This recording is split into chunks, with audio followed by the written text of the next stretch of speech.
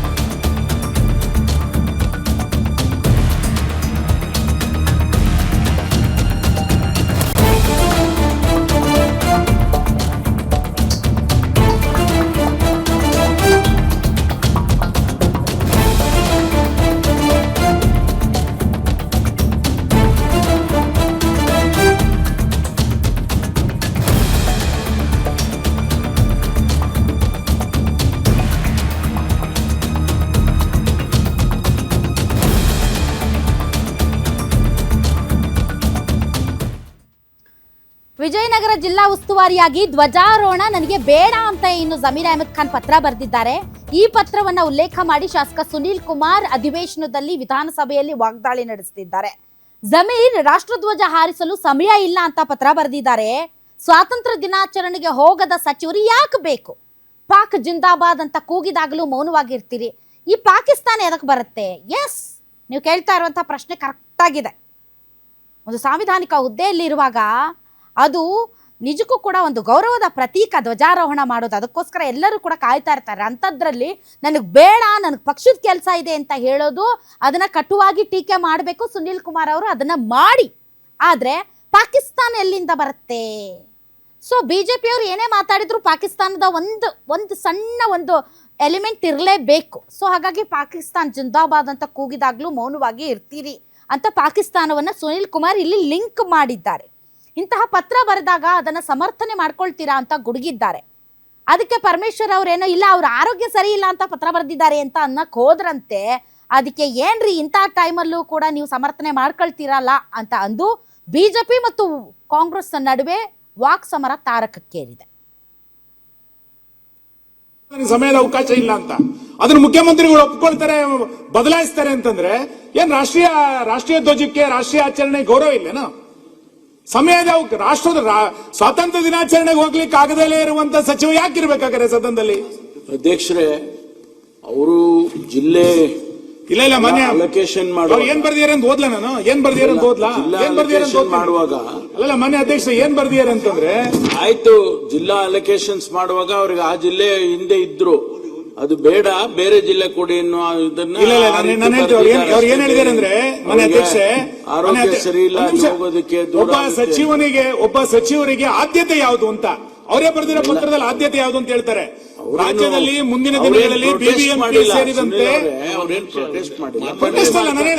ಮನವಿ ಮಾಡ್ಕೊಂಡಿದ್ದಾರೆ ಬೇರೆ ಜಿಲ್ಲೆ ಕೊಡ್ಲಿ ಅಂತ. ಮಾನ್ಯ ಕಂದಾಯ ಸಚಿವರೇ, ಒಬ್ಬ ಸಚಿವನಿಗೆ ಪ್ರೌಡ್, ನಾನು ಜಿಲ್ಲಾ ಸ್ವಾತಂತ್ರ್ಯೋತ್ಸವದಲ್ಲಿ ಭಾಗವಹಿಸ್ತೀನಿ ಅನ್ನುವಂಥದ್ದು ಒಂದು ಗೌರವದ ಸಂಕೇತ.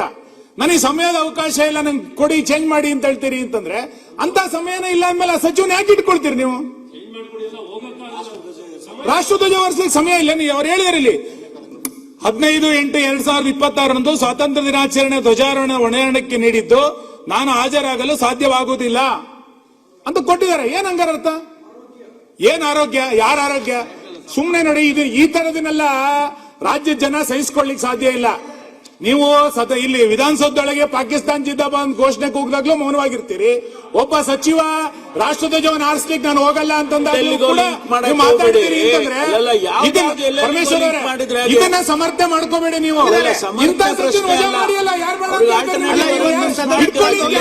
ಈಗ ಆ ಸಚಿವನ ಇಟ್ಕೊಳ್ಳಿ ಯಾರು ಹೇಳಿದ್ದಾರೆ? ಆ ಜಿಲ್ಲೆಗೆ ಬೇರೆಯವ್ರನ್ನ ಕಳಿಸ್ತೀವಿ. ಜಿಲ್ಲೆ ಬೇರೆ ಸರ್, ನೀವು ಉಸ್ತುವಾರಿ ಸಚಿವರನ್ನ ಚೇಂಜ್ ಮಾಡೋದಕ್ಕೆ ಒಂದು ವಾದ ಇಲ್ಲ. ಸ್ವಾತಂತ್ರ್ಯೋತ್ಸವಕ್ಕೆ ನಾನು ಹೋಗಲ್ಲ ಅಂತಂದ್ರೆ ಏನರ್ಥ ಇದೆ? Not in protest. ಅವರು ಕೇಳಿರೋದು ಅವ್ರು ಬೇರೆ ಆಲ್ಟರ್ನೇಟಿವ್ ಜಿಲ್ಲೆಗೆ ಹೋಗೋದಕ್ಕೆ ಅವ್ರಿಗೆ ಆರೋಗ್ಯ ಸರಿ ಇಲ್ಲ ಅನ್ನೋ ಕಾರಣಕ್ಕೆ. ಸಭಾಧ್ಯಕ್ಷರೇ, ಒಬ್ಬ ಸಚಿವರಾಗಿರೋರು, ಸಚಿವ ಸ್ಥಾನ ತಗೊಂಡಿರುವಂತವ್ರು ಒಂದು ಜಿಲ್ಲಾ ಉಸ್ತುವಾರಿ ಸಚಿವರನ್ನಾಗಿ ಅವ್ರು ಮಾಡಿದಾಗ ಸ್ವಾತಂತ್ರ್ಯ ದಿನದ ಅಂಗವಾಗಿ ಧ್ವಜಾರೋಹಣ ಮಾಡ್ಲಿಕ್ಕೆ ಅವರಿಗೆ ಸಮಯ ಇಲ್ಲ ಅಂತಂದ್ರೆ ಇದು ಯಾವ ರೀತಿ ನಡವಳಿಕೆ? ನೀವೇ ಸಮರ್ಥಿಸ್ಕೊಳಕ್ಕಾಗತ್ತಾ? ನೀವೇನಾದ್ರು ಸಮರ್ಥಿಸ್ಕೊಳಕ್ಕಾಗತ್ತಾ? ಅಥವಾ ಅವ್ರ ರಕ್ಷಣೆಗೆ ನೀವು ಬರ್ಲಿಕ್ಕಾಗತ್ತಾ? ಇಂಥ ವ್ಯಕ್ತಿ ಒಬ್ಬ ಚುನಾಯಿತ ಪ್ರತಿನಿಧಿ ಆಗಿರೋನು, ಒಬ್ಬ ಭಾರತೀಯನಾಗಿರೋನು ಯಾರು ಈ ರೀತಿ ನಡ್ಕೊಳ್ಳಿಕ್ಕೆ ಸಾಧ್ಯವೇ ಇಲ್ಲ. ಅಂತ ವ್ಯಕ್ತಿ ನಮ್ಮ ಕರ್ನಾಟಕ ರಾಜ್ಯದ ಘನವೆತ್ತ ಸರ್ಕಾರದ ಒಬ್ಬ ಸಚಿವರಾಗಿ ಕೆಲಸ ಮಾಡ್ತಾರೆ ಅಂದ್ರೆ ಹೇಗ್ ನೀವು ಸಮರ್ಥಿಸ್ಕೊತೀರಾ? ನೀವು ಉಸ್ತುವಾರಿ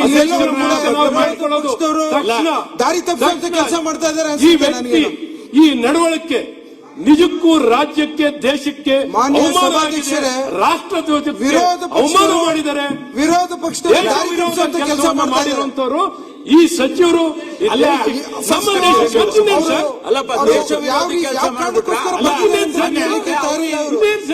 ಅವ್ರಿಗೆ ಏನೇ ಕೋಪ